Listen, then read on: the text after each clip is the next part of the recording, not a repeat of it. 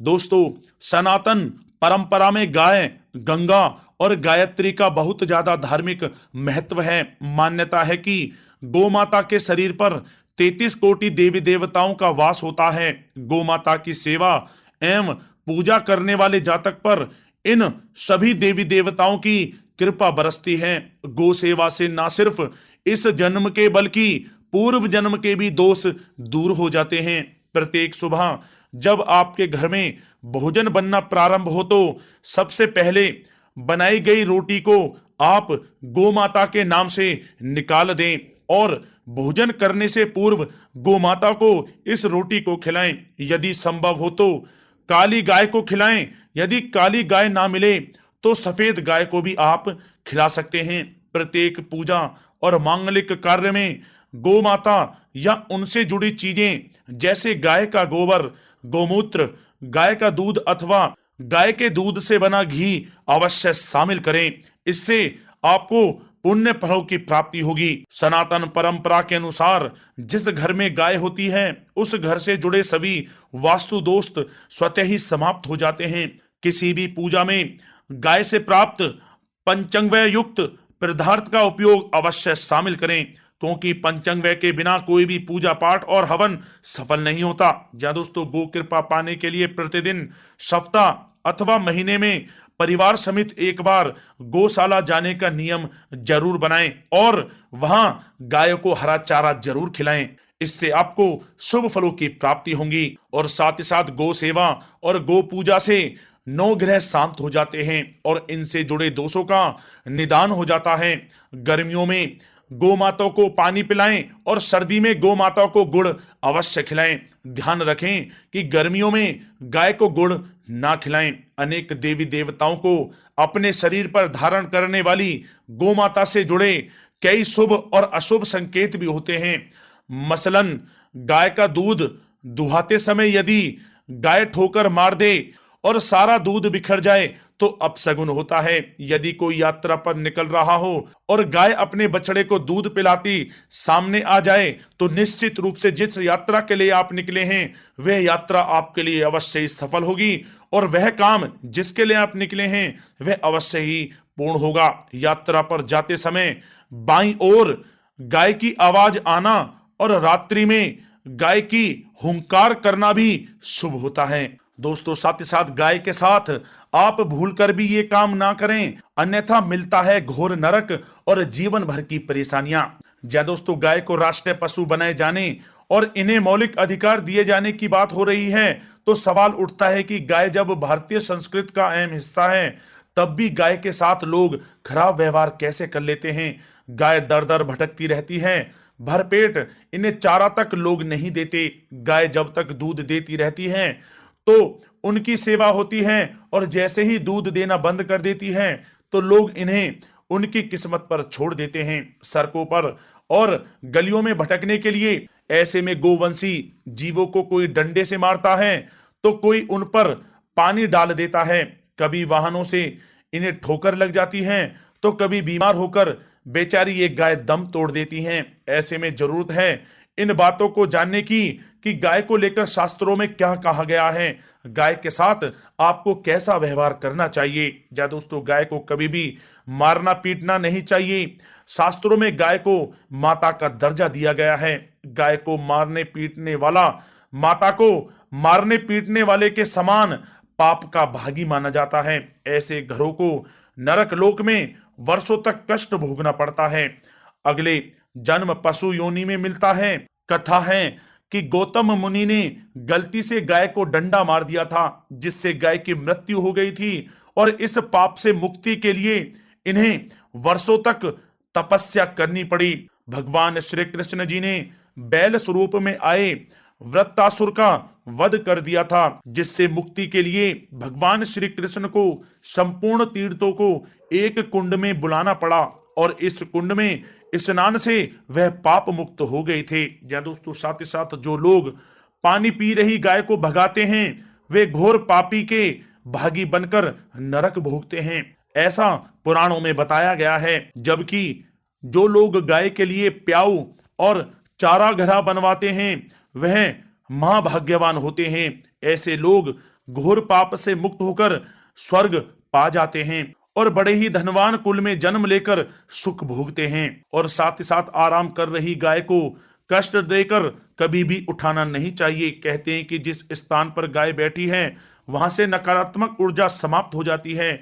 गाय के बैठने की जगह को जो लोग नियमित साफ रखते हैं वह पूर्व जन्म में किए गए जाने अनजाने में पापों से मुक्ति हो जाते हैं और गोलोक में स्थान पाते हैं। गाय को डंडा मारकर उठाना, पानी डालकर उठाने से मनुष्य पाप का भागी बनता है और अगले जन्म में उसे दर दर भटकना पड़ता है। और साथ ही साथ शास्त्रों में बताया गया है कि गाय का दूध उसके बछड़े के लिए होता है।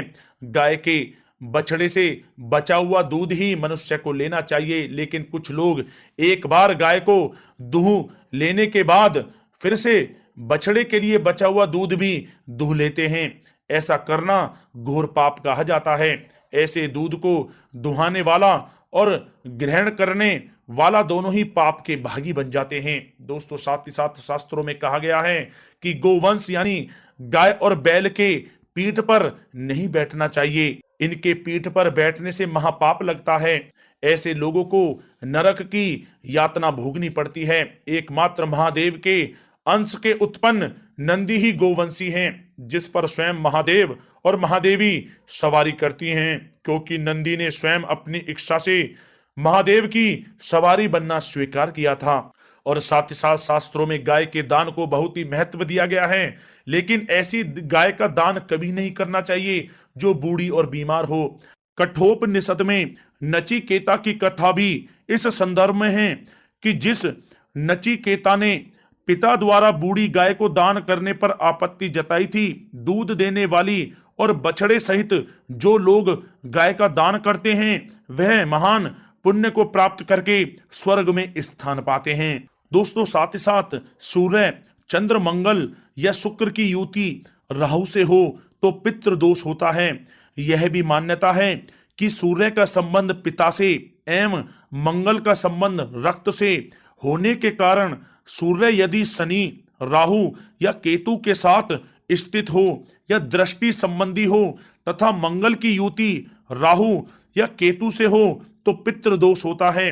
इस दोष से जीवन संघर्षमय बन जाता है। यदि पितृदोष हो तो गाय को प्रतिदिन या किसी भी एकादशी को या किसी पूर्णिमा के दिन या अमावस्या को रोटी, गुड़, चारा आदि खिलाने से पितृदोष समाप्त हो जाता है। साथ ही साथ देसी गाय की पीठ पर जो ककुद कुबड़ होता है वह बृहस्पति गुरु हैं। अतः जन्म पत्री में यदि बृहस्पति अपनी नीच राशि मकर में हो या अशुभ स्थिति में हो तो देसी गाय के इस बृहस्पति भाग एवं शिवलिंग रूपी कुबड़ के दर्शन करने चाहिए। गुड़ तथा चने की दाल रखकर गाय को रोटी भी दें, इससे आपको शुभ फलों की प्राप्ति होगी। और साथ ही साथ यदि आप रास्ते में जा रहे हों और सामने से गौ माता आती हुई दिखाई दें तो गौ माता को आप अपनी दाहिनी ओर से जाने देना चाहिए। आपकी यात्रा अवश्य ही सफल होगी। और साथ ही साथ यह संकेत भी जान लें,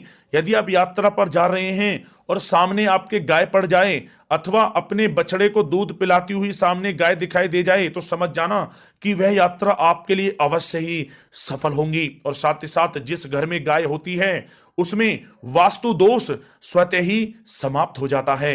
और साथ ही साथ आपको बता दें कि गाय को आप जो भी रोटी बनाएं प्रतिदिन ताजी रोटी ही बनाएं। गाय को अगर आपने रोटी बनाई है तो कोशिश करें कि उस रोटी को आप तुरंत ही गाय को दे दें।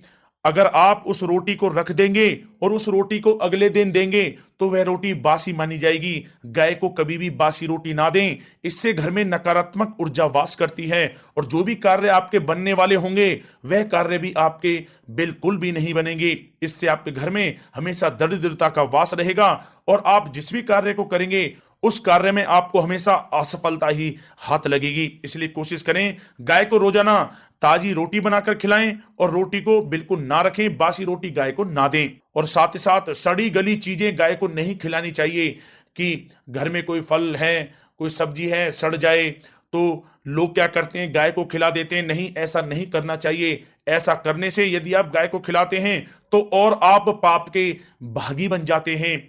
आप बिल्कुल भी सड़ी गली चीजें गाय को ना खिलाएं। और साथ ही साथ आप आटे की 11 लोइयां बनाकर उनके ऊपर हल्दी लगाएं।